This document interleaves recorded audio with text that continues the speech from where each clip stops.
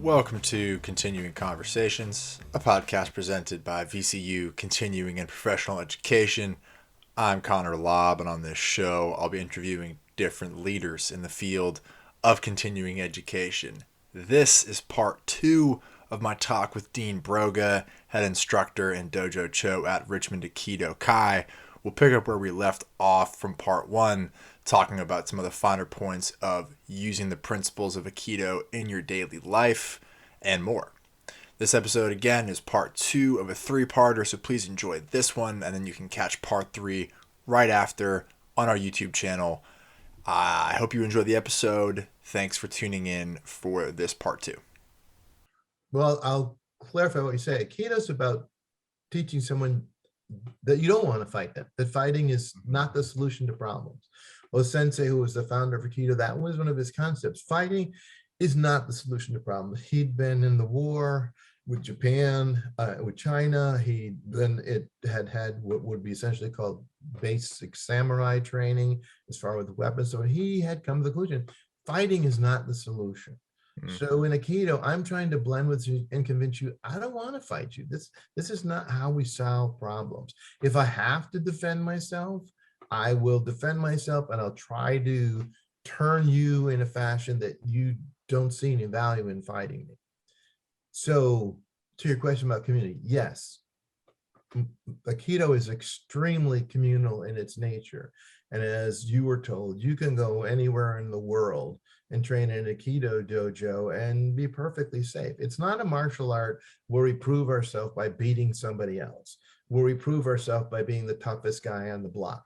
That's not the approach to Aikido. And other martial arts, it is. And in going to a new place, you may run into one of the students who's just trying to convince you he can beat the heck out of you. And you'll get hurt. Or judo will take, or the mixed martial arts. I'm the toughest guy on the block, and people will grab you and do things that'll hurt you simply because that's what they do. And I say that to the students, if you want to be in the mixed martial arts and, that forth and that, you can go to that. You can go to dojo and you can train and become really tough. But as soon as you stop doing that, you're not going to be tough anymore. You're going to get, just like stopping weightlifting or running or whatever, you're going to lose that skill quickly. Aikido is more about dealing with life and defending yourself in a fashion that doesn't take a great deal of strength.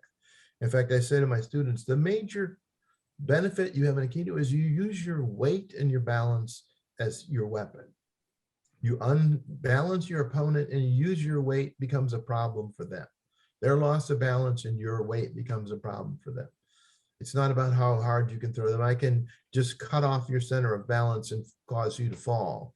And it's a simple thing. And it's not physically more intense than it needs to be. In fact, the nice thing about Aikido, when you train with people, we have a general rule. You only train as hard as the opposite person, your opponent, wants to train.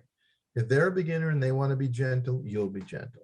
They want to be a little harder, you'll be a little harder. We'll rise to a level of training that's commensurate to what we agree we want it to be. No showdown should be going in beating the heck out of a young person. In fact, there's a couple of dojos where they make you train with kids who are 6 or 7 years old. You shouldn't be beating 6 or 7 years old. You should be treating them very nicely. So we should learn, with our VCU students, there's no point in, you can beat them up the day they walk in the door. What does that prove? That proves nothing. Yeah. It proves you have no compassion for other people. And did you think violence is a solution to problems? And that's not what Aikido is about. And so that carries through the community. And you can go to I have a hard time convincing my students to go to a seminar. And we have a lot of nice seminars in this area because they're afraid, they're going to a karate contest. And it's not like that. You meet people from all over the East Coast of the country or all over the world, and you make lots of friends and you get invited to lots of places, and nobody's going to treat you badly. They're only going to train with you at whatever level you want to train at. If you want to go slow and go gentle, the person will go slow and go gentle. If you want to be thrown down hard on the mat, they'll throw you down hard on the mat. It's up to you to define what you want to happen. So it truly is like all skill levels, all sort of like levels of comfortability. You Oh just yeah, we start with beginners walking right in the door, even though there may be, in fact, you're better off training with a bunch of black belts because they're better at training you, treating you gently. They're yeah. not in there to prove they go, okay, just roll. Okay, let me show you how to do that. They're not going to go wham bam there. That was the lesson. Go home and think about it. Go home and think about That's not the approach. it. When you get well again, come and see me. But I always say you have to be nice to your partners because if you kill all your partners, you have no one to train with.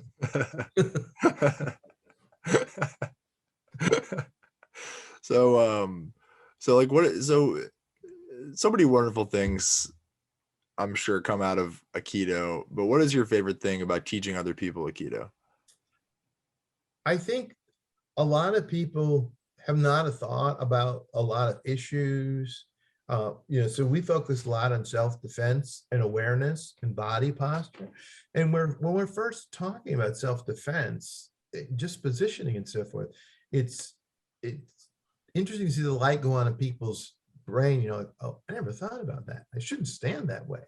Or I shouldn't let people get in that position to me. And I should be more aware of these things. For instance, we talk about this week out of class, we talked about, how bullies take advantage. And I had students watch a clip from The Last Samurai in the first scene where they're attacked Mm, and, talk about what happened in that scene. What were the samurai doing that gave them advantage over the other people that they're fighting with? I said they did a lot of things. They used noise. Bullies like to make noise. They like to swear. They like to yell. They like to holler. That doesn't make them meaner. It scares you because your persona goes, whoa, danger, danger, loudness, mm, vulgarity. He's probably going to kill me. Listen to what he's saying. mm, They went to a higher position. They're on a hillside. I say, VCU would consider it sexual harassment if a faculty member stood over you while you were sitting in the chair and talked very loud to you, mm. especially if you were of the opposite sex, because that's demeaning. Well, the same is true in the art of war. Take the higher ground, come from the higher point. They dressed up in samurai outfits were very scary and they scared people. Well, bullies do that. They wear leather jackets and chains coming out of their pockets, or they got 3-patch motorcycle jackets. These generate fear. And I said, think of things that you see on the street that generate fear in you, how the way someone looks or acts or dresses or how they speak. These are all in your own mind. They don't make the people stronger. In fact, bullies take advantage of that. They may not be stronger than you, but they know if they get loud and swear, they scare people. Okay. They also came down the hill with the sun at their back. Put the sun at your back. It makes it difficult to see what's going on. So there's a lot of things that you're thinking about what's happening to you, because we talk about once adrenaline kicks in, you're no longer thinking. You're no longer thinking, you're not breathing right, you can't defend yourself. People think that's a good thing, but that's a very bad thing. So we need to talk about how you can control your amygdala and get control of what's happening. And one of the key things to that is breathing. It's hard to deal with your mind, but if you can use your brain to center your mind like you do in meditation, you can start to calm yourself down. And we're going to breathe through our nose with our diaphragm, because if you breathe extracostal like you do when you're excited, you pant.